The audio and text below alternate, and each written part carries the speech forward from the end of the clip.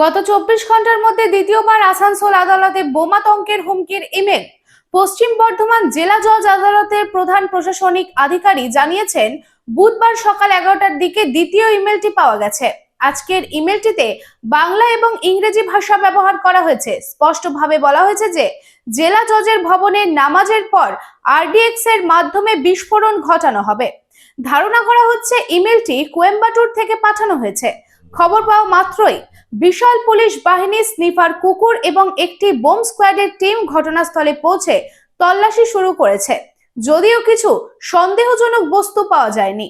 আর ভাড়া বাড়ি নয়, এবার আপনার নিজের স্বপ্নের বাড়ি গড়ে তুলুন। আপনার স্বপ্ন পূরণের সঙ্গী এবং দূষণমুক্ত খোলামেলা পরিবেশে নতুন ঠিকানা আনন্দ নিকেতন, কুমার বাজার, বক্তানগর রোড, রানীগঞ্জ। এখানে রয়েছে 2 এবং 3 বিএইচকে অ্যাপার্টমেন্ট। মাত্র 1 কিলোমিটার দূরত্বে পেয়ে যাবেন station, market, bus stand, bank, school, হসপিটালের সুবিধা। সন্নিকটে জাতীয় সড়ক, বাঁকুড়া মেদিনীপুর হাইওয়ে।